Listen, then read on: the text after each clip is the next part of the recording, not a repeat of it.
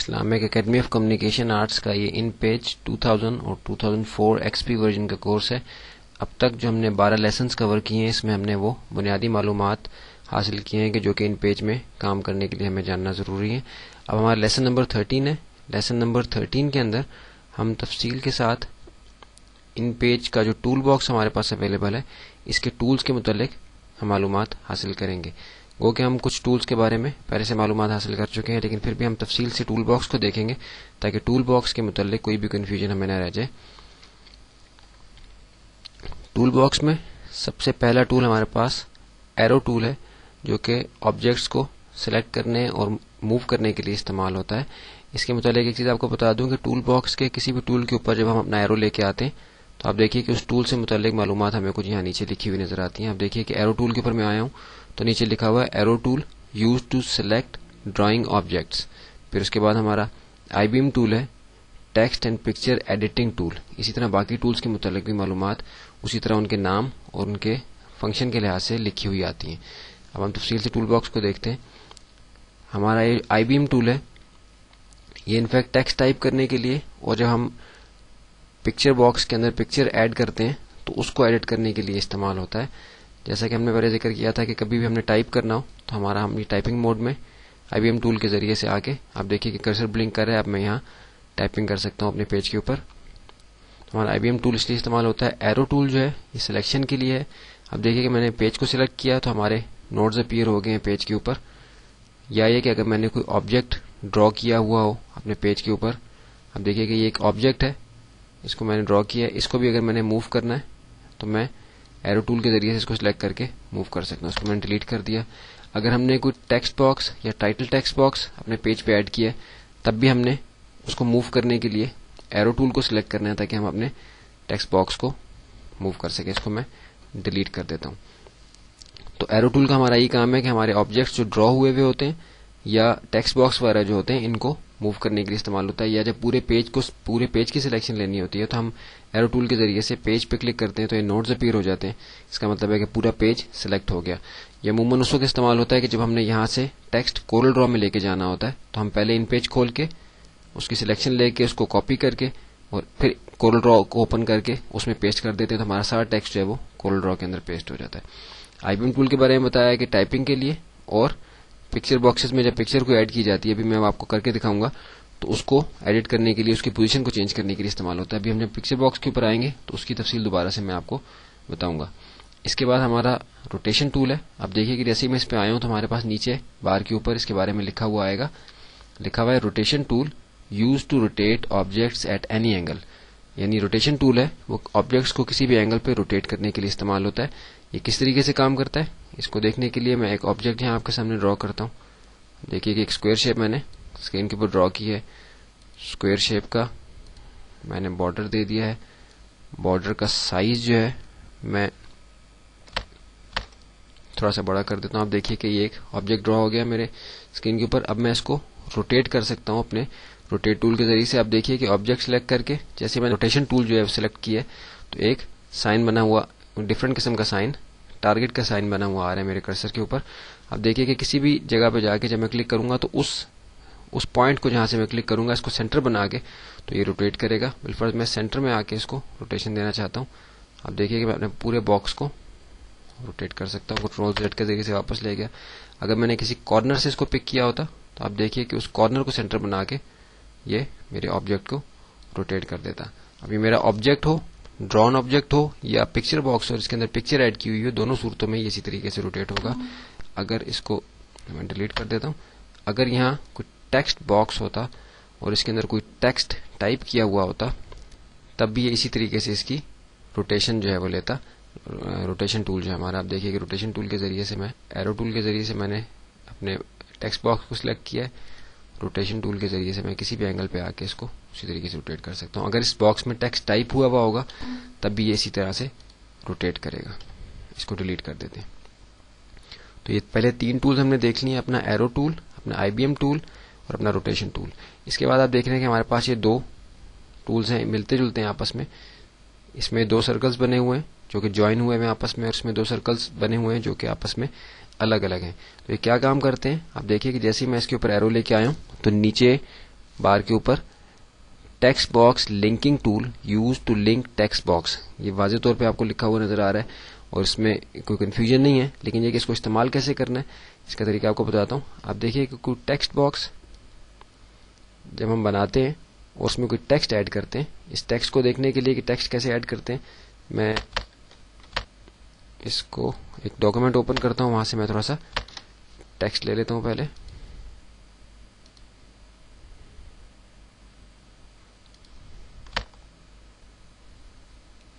ये हमारा एक टेक्स्ट का डॉक्यूमेंट है, यहाँ से हम कुछ टेक्स्ट कॉपी कर लेते हैं ताकि हम टेक्स्ट बॉक्स में जाके देख सकें कि वो किस तरीके से काम करता है।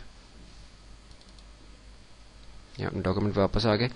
आप देखिए कि मैंने एक टेक्स्ट बॉक्स बनाया और मैं यहाँ एक और टेक्स्ट बॉक्स बना लेता हूँ। अब पहले टेक्स्ट बॉक्स में आके मैंने कंट्रोल V के जरिए से अपना टेक्स्ट पेस्ट कर दिया जो मैंने पिछले डॉक्यूमेंट में से कॉपी किया था। आप देख रहे हैं कि रेड लाइन आई है। रेड लाइन का मतलब आपको बताया था कि इस बॉक्स के अंदर ये टेक्स्ट कंप्लीटली नहीं आया, कुछ टेक्स्ट अभी बाकी है जो कि नीचे है।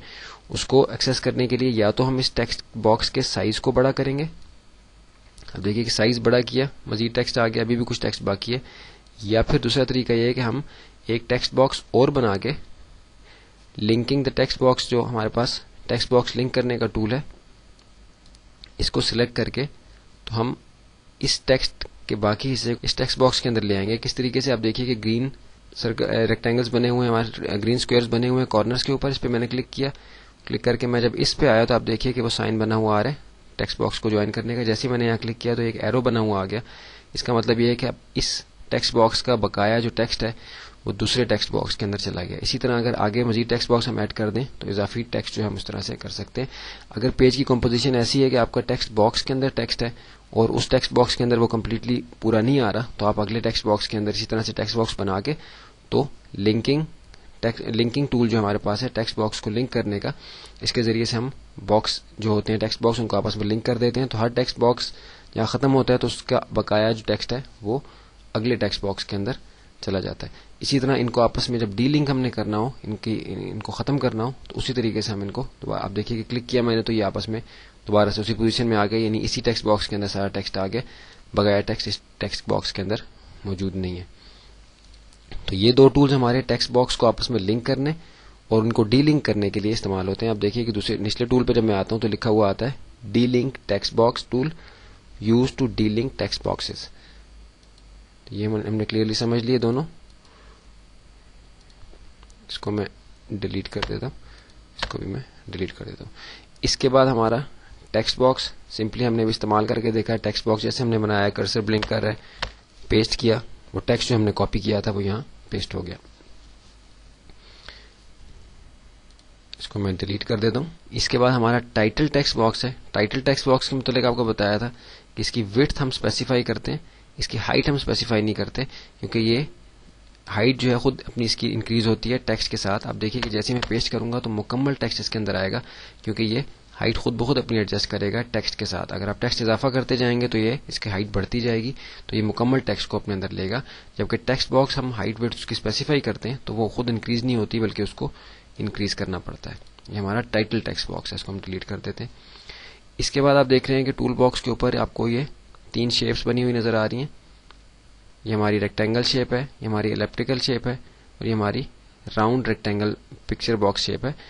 तो ये तीनों पिक्चर बॉक्स हैं, इनफैक्ट शेप्स नहीं है। आप देखिए कि नीचे वाले 3 जो हैं ये शेप्स हैं, उसी तरह की शेप्स हैं, लेकिन ये जो क्रॉस लगे हुए हैं ये पिक्चर बॉक्स हैं। इसलिए होते हैं कि इसमें कोई पिक्चर हम ऐड कर सकते हैं। हम पहले बॉक्स को लेते हैं, हमने यहाँ एक बॉक्स पिक्चर बॉक्स ड्रॉ किया। आप देखिए कि जैसे मैंने ड्रॉ किया इसमें क्रॉस का साइन बना हुआ आ गया।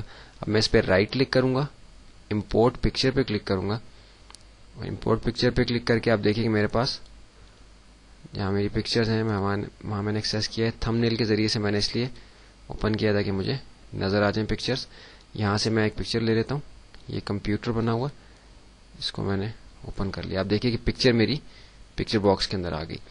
अब जो हमारा IBM टूल है, अगर हमने इसको सिलेक्ट किया हुआ है तो हम पिक्चर की पोजीशन को एडजस्ट कर सकते हैं, जितनी पिक्चर हम बॉक्स के अंदर लाना चाहते हैं। अगर कोई और टूल सिलेक्ट किया हुआ होगा तो फिर मैं पिक्चर को मूव नहीं कर सकूंगा, बल्कि पूरा बॉक्स ही मूव हो जाएगा। पिक्चर को एडजस्ट किया, एरो टूल के जरिए से मैंने ये पिक्चर बॉक्स बनाया, इसको भी थोड़ा सा एडजस्ट कर लिया तो हमारी पूरी पिक्चर का साइज हो गया। अब इसके साथ जो है मैं पूरे बॉक्स को भी मूव कर सकता हूँ पिक्चर के साथ। अब देखिए एक पिक्चर मैंने यहाँ ऐड की है और पिक्चर बॉक्स को मैं बॉर्डर भी दे सकता हूँ उसी तरीके से। लाइन का साइज थोड़ा सा मैं बड़ा कर लेता हूँ। लाइन का बॉर्डर भी मैं कुछ इस तरह कर दे देता हूँ। कलर यहाँ से चेंज कर लेता हूँ। ये स्क्वायर पिक्चर बॉक्स है। इसके बाद हमारा एलिप्टिकल पिक्चर बॉक्स है। एलिप्टिकल पिक्चर बॉक्स मैंने ड्रॉ किया आपके सामने। एक सर्कल है, क्रॉस का साइन है, right click, import picture. Picture import कर रहे हैं हम यहाँ। थंबनेल ले लेंगे ताकि हमें पिक्चर कुछ नजर आ जाए जो पिक्चर हम लेना चाहते हैं। बिलफर्ज हम ये फूल की पिक्चर है, हम एक घड़ी की पिक्चर यहाँ ले लेते हैं। अब देखिए घड़ी की पिक्चर हमारी यहाँ इसमें अपीयर हो गई है। अगर कहीं पिक्चर को मैं सर्कल के अंदर इस पिक्चर बॉक्स के अंदर मूव करना चाहता हूँ तो मैं IBM टूल के जरिए से इसको चेंज करूंगा। और अगर मैं सर्कल के साइज को चेंज करना चाहता हूँ तो फिर मैं एरो टूल के जरिए से इसकी शेप को एडजस्ट कर सकता हूँ। दोबारा से IBM टूल पे आया, पिक्चर बॉक्स को एडजस्ट किया, एरो टूल के जरिए से पिक्चर बॉक्स को सिलेक्ट किया। अब मैं इसका बॉर्डर दे सकता हूँ। इसको मैंने रेड बॉर्डर दे दिया है। इसका साइज थोड़ा सा मैं 0.50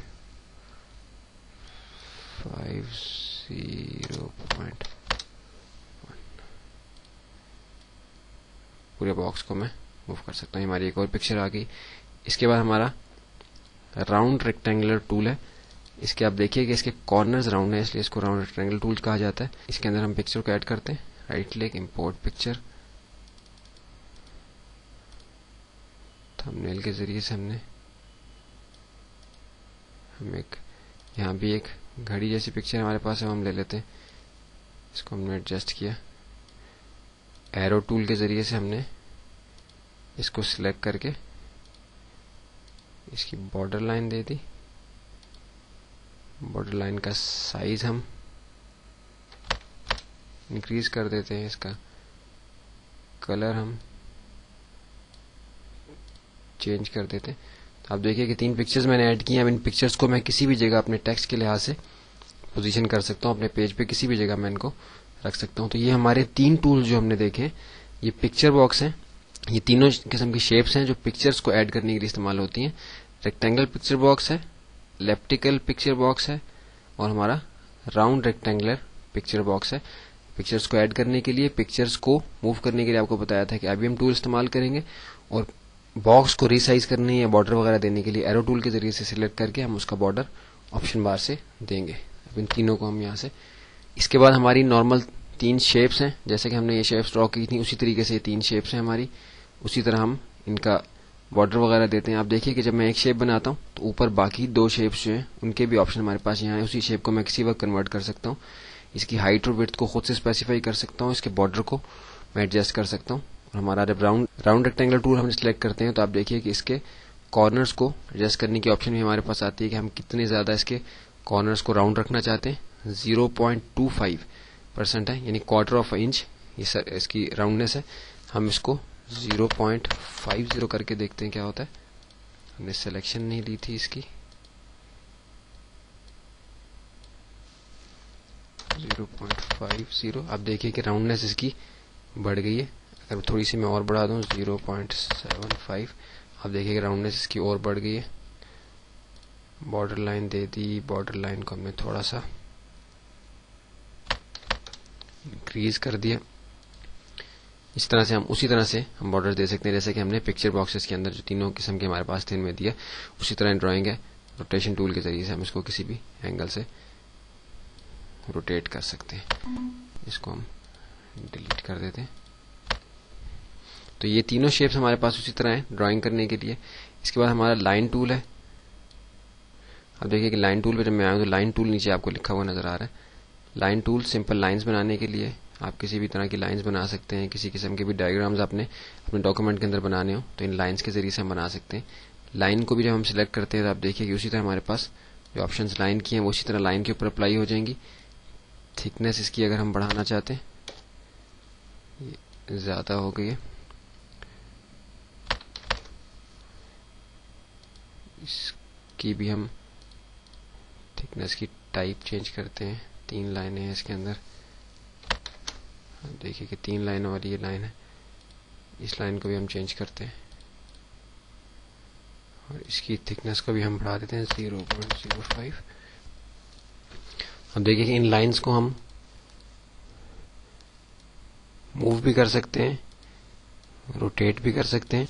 तो इनके जरिए से हम जिस तरह भी इनको इस्तेमाल करना चाहिए अपने डॉक्यूमेंट में। लेकिन ज़्यादातर ये ऑप्शंस हम लोग जब अगर टेक्स्ट को कोरल ड्रॉ में ले जाते हैं तो कोरल ड्रॉ के टूल हमें बहुत आसानी के साथ ये सारे काम करने आसान करते हैं। इसके बाद हमारा पॉलीगॉन टूल है। पॉलीगॉन टूल आप देखिए कि देखने में एक स्क्वायर शेप ही ये बनाता है, लेकिन इस स्क्वायर की जब हम एडिटिंग करते हैं, किसी भी कॉर्नर पॉइंट से आप इसको आप लेते हैं तो आप देखिए कि इसकी शेप चेंज हम कर सकते हैं। हम इसके जरिए से इस टाइप की शेप अगर हमें रिक्वायर्ड हो तो हम बना सकते हैं। उसी तरीके से इसकी बॉर्डर लाइन ऐड करेंगे, उसी तरीके से बॉर्डर लाइन की थिकनेस जो है हम कम करेंगे या ज़्यादा करेंगे, जैसे भी हम करना चाहें।